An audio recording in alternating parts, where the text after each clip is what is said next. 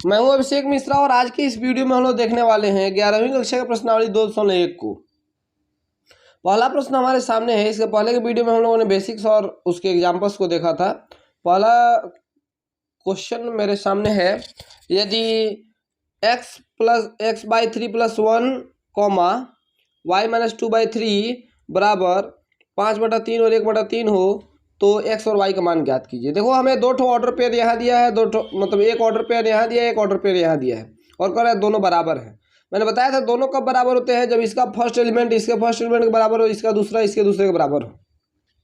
यानी कि जब ये दोनों बराबर होंगे तो हमारा x/3 + 1 बराबर होगा 5/3 के, है ना। अब ये +1 इधर आएगा तो -1 हो जाएगा। तो या मैं यहीं पे कर लूँ सामने सामने, या नीचे कर, ऊपर ही कर लेता हूँ, अच्छा रहेगा। y को नीचे कर लेंगे और x/3 बराबर 5/3 - 1/1। ये 1 आया, प्लस में था तो माइनस में हो गया और उसके बटा में 1 लिख दिए क्योंकि बटा का जोड़ घटाव करना पड़ेगा। तो ये 3 और 1 का लघुत्तम हो गया 3 और 5 - 3 बराबर हो गया 2/3। तो x/3 बराबर 2/3। ये 3 से 3 कट गया, 3 से 3 कट गया। अरे सर नहीं सुने, 3 इधर बटा में उधर जाएगा, गुणा में हो जाएगा ना। तो x का मान निकल गया 2। x का मान हमें 2 मिल गया। अब अपने से इसका मान निकाल लीजिए, ये आसान है। अब y - 2/3 बराबर 1/3 है। अब ये -2/3 हो जाएगा, प्लस 2/3 हो जाएगा। तो y बराबर 1/3 प्लस 2/3। अब 3 का एलसीएम क्या हो जाएगा, 3 और 1 जोड़ 2 बराबर 3/3, कट के आ गया 1। y का मान 1 आ गया और x का मान 2 आ गया। आशा करता हूँ आपको समझ में आया होगा। ये तो बहुत आसान है। दूसरा क्वेश्चन देखते हैं। यदि समुच्चय A में 3 अवयव हों और b बराबर 3, 4, 5 तो a गुना b ज्ञात करिए। तो a में 3 अवयव हैं और a गुना b में भी 3, 1, 2, 3 अवयव हैं। तो a गुना b मतलब a क्रॉस b, a और b के कार्टेशियन प्रोडक्ट में अवयवों की संख्या ज्ञात करनी है। तो आप जानते हैं number of a into b बराबर होता है नंबर ऑफ a मतलब number of elements in set a Guna number of elements in set b। तो a में कितने अवयव हैं, 3 अवयव हैं और b में कितने हैं, 1, 2, 3 यहाँ भी हैं। तो a गुना b में कितने होंगे, 3 × 9 होंगे। तीसरा प्रश्न अब कह रहा है g बराबर 7, 8 और h बराबर 5, 4, 2 तो h इंटू जी और g इंटू एच ज्ञात करें। तो पहले हम h इंटू जी कर लेते हैं। h इंटू जी, h का मान इधर लिखते हैं और g का इधर, h और g। h में क्या है, 5, 4, 2, 5, 4 और 2। g में क्या है, 7 और 8। तो पहले h गुना g निकालना है तो क्या करेंगे, 5 का 7 के साथ, 5 और 7, फिर 5 का 8 के साथ। ये सब मैंने आपको बेसिक में समझा दिया था। तो यहाँ आप आने से पहले बेसिक देख के आए। फिर 4 का 7 के साथ, 4 का 8 के साथ, 4, 7, 4, 8 ऐसे संबंध हम दिखाते हैं a क्रॉस b। फिर 2 का 7 के साथ, 2 का 8 के साथ, 2, 7, 2, 8। आपको क्या करना होगा कि आपको ये सारा चीज देखने से पहले आपको बेसिक्स आपका क्लियर होना चाहिए, समझ रहे हैं, तभी आपको ये समझ में आने वाला है। अब ये तो हमने g इंटू एच इंटू जी निकाली, अब g इंटू एच करते हैं। मैंने आपको बताया था h इंटू जी और g इंटू एच में फ़र्क होता है। अब इधर g लिखेंगे, g क्या है, 7 और 8, h क्या है, 5, 4 और 2 और g गुना h पहले 7 का 5 के साथ, 7 का 4 के साथ, 7 का 2 के साथ, 7, 5, 7, 4, 7, 2, फिर 8, 5, 8, 4, 8, 2। समझ गए बात को। आपको g इंटू एच और h इंटू जी दोनों निकल गया। ये तीसरा प्रश्न है। चौथा प्रश्न कह रहा है सत्य असत्य बताएं। यदि कथन सत्य है तो उसे सत्य माने असत्य है तो सत्य बना कर लिखिए। तो हमें बताना है कौन सा सत्य है कौन सा असत्य है। तो p बराबर mn और q बराबर nm। तो p गुना q बराबर mn और nm होगा। यह तो गलत बात है। क्यों? क्योंकि हम जानते हैं नंबर ऑफ, ये ए इंटू बी बराबर होता है number of A into number of elements in B. तो ए में एक दो अवयव हैं और मैंने पी में क्यू में भी दो हैं, तो पी गुना क्यू में 4 होने चाहिए, लेकिन यहाँ तो एक और दो दो ही हैं, तो ये असत्य है। क्या है? असत्य है। असत्य है तो कह रहा है सत्य बना के लिखिए, तो P गुना Q बराबर क्या होगा? तो आप P को इधर लिखिए MN और Q को लिखिए NM, तो क्या होगा? M का N के साथ, M का M के साथ, पहले M का N के साथ, फिर M का M के साथ, अब N का N के साथ, N का M के साथ, N का N के साथ, फिर N का M के साथ। ये सही आंसर है, ठीक है। और ऊपर जो दिया था वो गलत था। दूसरा देखते हैं, यदि A और B अरिक्त सामुच्य हैं तो A क्रॉस B क्रमित युग्म x y का एक अरिक्त सामुच्य है। यह इस प्रकार कि x is the element of A और y is the element of B। कह रहा है A और B अरिक्त सामुच्य है, मतलब अरिक्त हो। अरिक्त का मतलब क्या है? जो खाली नहीं हो, उसमें कुछ ना कुछ एलिमेंट हो। तो A क्रॉस B में वैसे क्रमित युग्म होंगे कि x A का एलिमेंट होगा, y B का एलिमेंट होगा। मैंने बताया था कि जब ऑर्डर पेयर निकलता है तो इसका पहला एलिमेंट पहले का होता है और दूसरा दूसरे का होता है। तो यह सत्य बात है। बात नहीं समझ में आया? देखो A में कुछ है, मान लो A में कुछ है, कुछ भी x मान लो, ठीक है, ये सेट है, और B में भी है y, ठीक है। अब इसका जो ऑर्डर पेयर बनेगा तो ऑर्डर पेयर x, y बनेगा, और जिसमें से पहला जो एलिमेंट होता है वो पहले सेट से लिया गया होता है, दूसरा एलिमेंट दूसरे सेट से लिया गया होता है, तभी ना A गुना B बनता है। याद नहीं है? यहाँ A लिखते हैं, यहाँ B लिखते हैं, और ऑर्डर पेयर बनाते हैं तो इसका पहला इसका दूसरा होता है, हमेशा इसका पहला एलिमेंट इसका दूसरा एलिमेंट होता है। तो पहला एलिमेंट सेट A से होगा, A क्रॉस B में, और दूसरा B से होगा। यही बात यहाँ लिखा हुआ है, तो यह सत्य है। थोड़ा सा आराम से सोचो, ये मतलब देखो बच्चे डर जाते हैं। अगर यही भाषा में नहीं लिख के 1 2 3 4 लिख के दिया रहता तब आपको खूब समझ में आता, लेकिन भाषा से बच्चे डर जाते हैं। भाषा से डरिए नहीं, उसको आराम सॉल्व कीजिए। देखिए भाषा से आपको डर लगता है तो देखो यहाँ लिखा हुआ क्वेश्चन आ गया, A बराबर -1 और 2, B बराबर 3 और 4, तो हमको A गुना B इंटरसेक्शन फाई निकालना है। तो सबसे पहले तो A हमें मालूम है -1, 2, और B इंटरसेक्शन फाई निकाल लेते हैं। अब देखो फाई का माने खाली, फाई मतलब क्या? कुछ नहीं, और कुछ नहीं का किसी के साथ जब इंटरसेक्शन निकालोगे तो कुछ नहीं और कुछ हाँ में इंटरसेक्शन जो होगा माने उभयनिष्ठ जो होगा वो फाई ही होगा। अब आप जानते हैं कि A क्रॉस फाई, क्योंकि B इंटरसेक्शन फाई जो होगा वो फाई के बराबर होगा, तो A cross B intersection phi, तो यहाँ A क्रॉस फाई लिख देते हैं बराबर फाई। क्यों सर? क्योंकि मैंने थ्योरी में बताया था सर कि आप किसी भी सेट का अगर रिक्त सामुच्चय के साथ क्रॉस करवाते हैं, माने कार्टेशियन क्रमित युग्म कार्टेशियन प्रोडक्ट निकालते हैं, तो आप क्या होगा? उसका कार्तीय गुणन कहते हैं हिंदी में, तो कार्तीय गुणन निकालते हैं तो मतलब वो खाली ही होगा, रिक्त सामुच्चय ही होगा। तो ये थ्योरी में हम लोगों ने कर लिया था। आपको दिक्कत हो तो आप एक बार और थ्योरी देखिए। अगला यानी 5वां प्रश्न कह रहा है कि A बराबर -1 और 1 हो तो A गुना A ज्ञात कीजिए। सबसे पहले A गुना A के लिए हमें A गुना A ज्ञात करना होगा। तो A गुना A के लिए मैंने आपको बताया था तरीका कि ऊपर -1 लिखिए, 1 लिखिए, और A का किसी और के साथ नहीं करना है, A के साथ ही करना है। तो यहाँ भी -1 और 1 आ गया। अब -1 का -1 के साथ, -1 का +1 के साथ यहाँ बनाइए, -1, -1, फिर -1 का +1 के साथ, -1, -1, फिर 1 का -1 के साथ, तो 1, -1, फिर 1 का 1 के साथ, 1, 1। ये तो हमारा हो गया A गुना A। अब हमें ए गुना ए अब निकलेगा। तो पहले ए गुना ए के अवयवों को लिख दीजिए। ये ए गुना ए के अवयव है, कौन कौन है? तो -1 यहाँ देख लो, आप घेर लेना, बड़ा सा बनाना।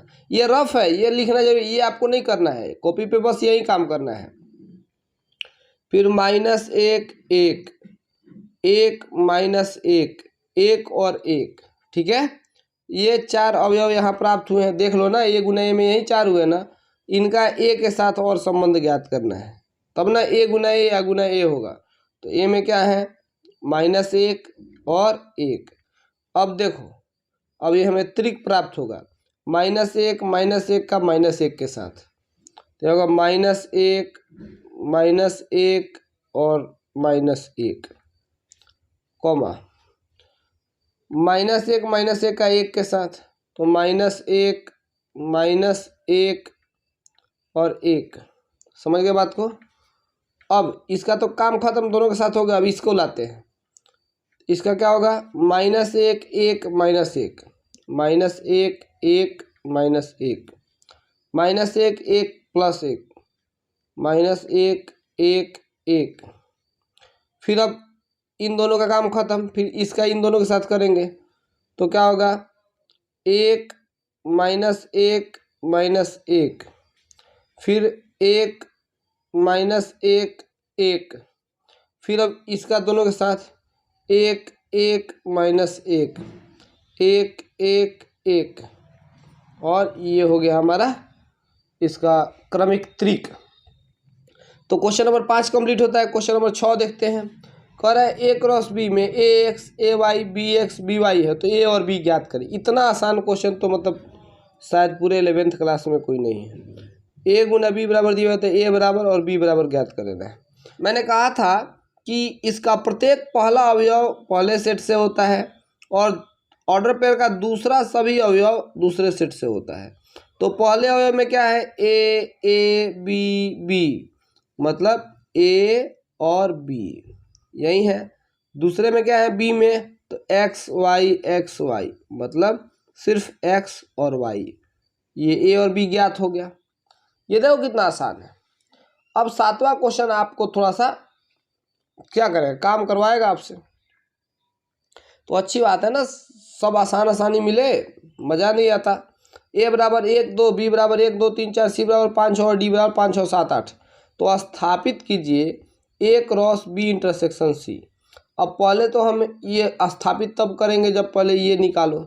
तो पहले ए का तो आपको मालूम है, इसमें 1 और 2 दिया हुआ है। अब बी इंटरसेक्शन सी का देखो, बी और सी में क्या कॉमन है? 1 2 3 4, और सी में 5 6, कुछ भी कॉमन नहीं है सर। तो जब कुछ भी कॉमन नहीं है तो बी इंटरसेक्शन फाई है। और आपको मैंने अभी अभी बताया कि ये और ये फाई है और ये के साथ करेंगे, तो इसीलिए ए क्रॉस बी इंटरसेक्शन सी बराबर हो जाएगा फाई, क्योंकि बी इंटरसेक्शन फाई और फाई का किसी के साथ करवाते हैं तो फाई ही हो जाता है। अब बच्चा सोच रहा है सर फाई क्या चीज़ है? अरे भैया फाई क्या है ये तो मैं कब से बताते आ रहा हूँ ना। फाई का मतलब होता है कि उसमें कुछ नहीं है, खाली है। अब देखते हैं ए क्रॉस बी और ए क्रॉस सी का इंटरसेक्शन। अब ये तो निकालने के लिए पहले आप ए क्रॉस बी निकालिए। ये मैं ए क्रॉस बी कह रहा हूँ, ये ए क्रॉस बी बेचारा कोई शब्द है नहीं। ए क्रॉस बी कहता हूँ जब मैं, तो उसका मतलब होता है कि ए और बी का कार्तीय गुणन। तो ए क्रॉस बी ज्ञात करने के लिए हमें क्या करने पड़ेगा? रफ पेपर में हमें 2 ठो ऐसे गोला बनाना पड़ेगा, इलिप्स। इसमें 1 और 2, इसको दीर्घवृत्त कहते हैं। आगे पढ़ोगे तुम, इसको हल्के में मत लेना। ये अंडे जैसा जो दिखाई दे रहा है ना, ये दीर्घवृत्त कहते हैं। आगे पढ़ना इसको। चलो वो तो जब पढ़ना होगा तो सब देख लेंगे, पहले ये तो समझाइए। तो 1 का 1 के साथ, ठीक है, हो गया सर। 1 का 2 के साथ, ये भी हो गया सर।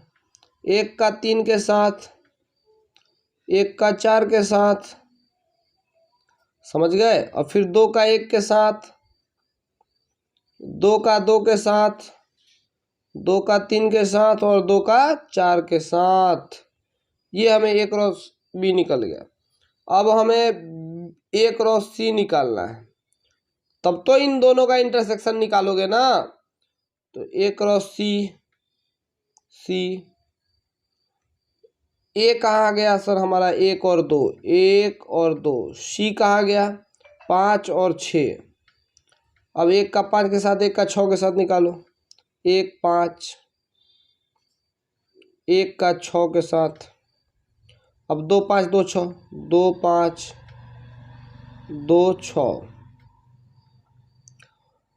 तो यहाँ देखो, इसमें और इनमें कुछ कॉमन दिखाई दे रहा है? बिल्कुल नहीं सर, कुछ भी कॉमन नहीं दिखाई दे रहा। अच्छा, बिल्कुल कॉमन नहीं दिखा रहा है।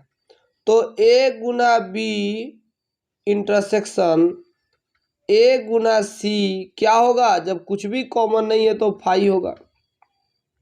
तो हमने LHS को भी फाई कर दिया। LHS बराबर लो, LHS बराबर, यहाँ जैसे आपको समीकरण 1 2 मान के जो करना हो कर देना। A गुना B इंटरसेक्शन C। अब A गुना B इंटरसेक्शन C, यहाँ हमने फाई निकाला, इसको समीकरण 1 मान लेना। तो B इंटरसेक्शन जगह पे फाई लिख सकते हैं, बराबर फाई। LHS को हमने फाई कर दिया। अब LHS फाई हो गया। अब RHS को देखते हैं, RHS बराबर, सॉरी ये इतना दूर दिख नहीं रहा था, मैं स्क्रीन पे नहीं देख पाया हूँ। तो RHS बराबर A cross B intersection A cross C। अब हमने दोनों निकाल के आपको दिखा तो दिया है, यहाँ भी फाई आया है। तो LHS बराबर RHS हो गया प्रूव्ड। ठीक है, सेकंड क्वेश्चन देखते हैं। सेकंड क्वेश्चन वही है, अब की प्रूव कुछ और करना है। मैं ये घेर दूँ सर, लाल पेन से बना दीजिए ना, मिक्स नहीं होगा। अच्छी बात है, लाल पेन से ही बनाता हूँ। कह रहा है A Guna C B Guna D का एक उपसमुच्चय है। ठीक है, वो तो तब पता चलेगा जब पहले A गुना C तो निकाल लो। A गुना C अभी तो यहाँ निकाले हैं, दिखाइए थोड़ा ऊपर, ये लिख दो ना चुपचाप, क्यों दिमाग लगा रहे हो। 1,5 1,6 2,5 और 2,6। अच्छा, इन सब के बीच में भी कोमा होना चाहिए, सभी ऑर्डर पेयर के बीच में कोमा होना चाहिए। कोमा दोनों जगह लगाते हैं। अब B गुना D, ये तो सर नहीं निकाले थे, ये निकालना पड़ेगा। और ये बड़ा बड़ा भी है, देख लो, 4 इसमें है, 4 इसमें है, 4 चुके 16 होगा। अच्छा कोई बात नहीं सर, तो 16 तो होगा, तो यहाँ मैं B गुना D बना लेता हूँ। यहाँ B में आप ऊपर देखे ही हैं, 1 2 3 और 4, और D में 5 6 7 और 8। तो पहले 1 का 5 के साथ करेंगे। चलो 1 का 5 के साथ, 1 का 5 के साथ, फिर 1 का 6 के साथ, 1 का 7 के साथ, 1 का 8 के साथ, ये ठीक है। फिर 2 का 5 के साथ ऐसे करेंगे। तो 2 5 2 6 2 7 2 8, फिर 3 5 3 6 3 7 3 8, फिर 4 5 4 6 4 7 4 8, और हो गया।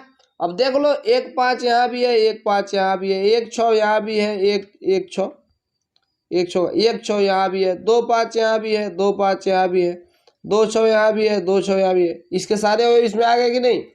तो हो गया ना, A cross C is the subset of B cross D। समझ रहे हो बात को? तो हो गया प्रूव्ड, यही तो प्रूव करना था। अभी हमारा 7वां क्वेश्चन कंप्लीट होता है। अब अगले क्वेश्चन को देखते हैं। 8वां प्रश्न में दिया हुआ है कि मान लीजिए A बराबर 1 2 और B बराबर 3 4, तो A क्रॉस B लिखिए।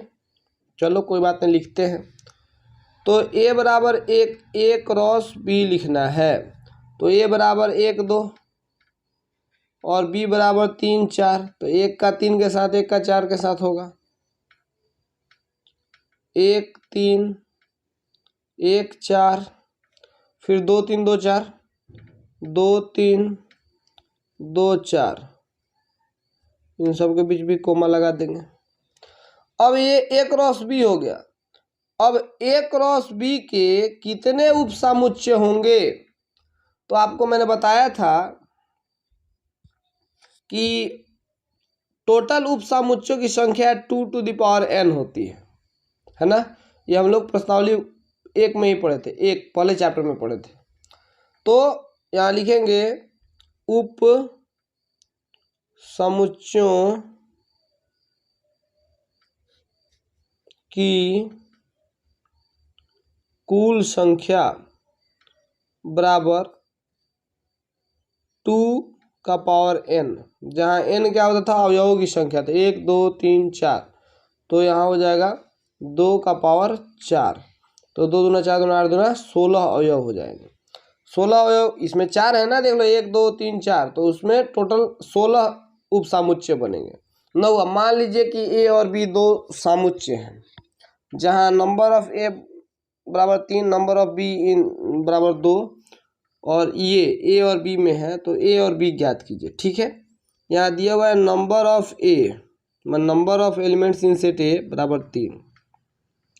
तो ए गुना बी दिया हुआ है, ए गुना बी बराबर, अच्छा नंबर ऑफ बी जो दिया पहले उसको लिखते हैं 2। तो ए क्रॉस बी में कुछ अवयव दिए हुए हैं, सब नहीं कुछ दिए हुए हैं, क्योंकि ऐसे 2 3 6 हो गए और यहाँ 3 ही दिए हुए हैं। कौन कौन दिए हुए हैं? कौन कौन दिए हुए हैं? x, 1, y, 2 और z, 1। अब देखो मैंने बताया था हर एक पहला जो अवयव होता है वो सेट ए का होता है, और दूसरा जो होता है वो बी का होता है। तो ए में 3 ठो है, तो यहाँ x, y और z मिल गया, लिख दो x, y और z। यही तो मैं ज्ञात करना था। बी में 2 ठो है, तो यहाँ 1 और 2, 1 और 2। समझ गए बात को? ये बहुत सरल क्वेश्चन है। 10वां और अंतिम क्वेश्चन, कार्तीय गुणन ए गुना ए में 9 अवयव है। अब ए में ए से ही गुना किया गया है, ए में ए से ही गुना किया गया है, तो 9 है, यानी कि ए में 3 होंगे, तब ना नंबर ऑफ ए गुना नंबर ऑफ बी, तो बी भी ए है, तो यहाँ 3 होंगे, तब ना 3 में 3 से गुना करेंगे तो ए गुना ए में 9 होंगे। नहीं समझे? तो और हमें दिया हुआ है -1 0 0 1, मतलब इसके 2 ठो दिए हुए हैं, ए गुना ए में 9 है, लेकिन 2 ठो इसमें का खोज के कहीं से मिल गया है 0 और 0,1। अब ये तो ए में ए से किया गया, तो ये सब के सब अवयव ए के ही होंगे, तो 3 ठो दिख रहा है ना, -1 0 और 1 लिख दो, तो ए बराबर क्या हो जाएगा? -1 0 और 1। अब कह रहा है ए क्रॉस ए के शेष अवयव भी ज्ञात करिए। अब जब मिल गया तो करने में क्या दिक्कत है? -1 0 और 1, -1 0 और 1, तो ए क्रॉस ए में क्या होगा? -1 का -1 के साथ, -1 का 0 के साथ, -1 का 1 के साथ, फिर 0 का -1 के साथ, 0 का 0 के साथ, और 0 का 1 के साथ, फिर 1 का -1 के साथ,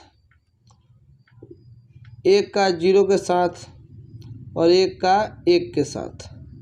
हो गया 9 ठो अवयव। तो इस प्रकार हमारा प्रश्नावली खत्म होता है। अगर आपको कहीं कुछ दिक्कत हो, आपको कोई प्रॉब्लम फंस रहा हो, तो आप मेरे व्हाट्सएप नंबर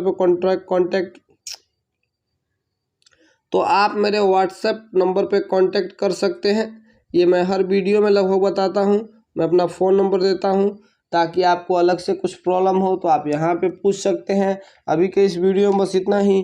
थैंक यू।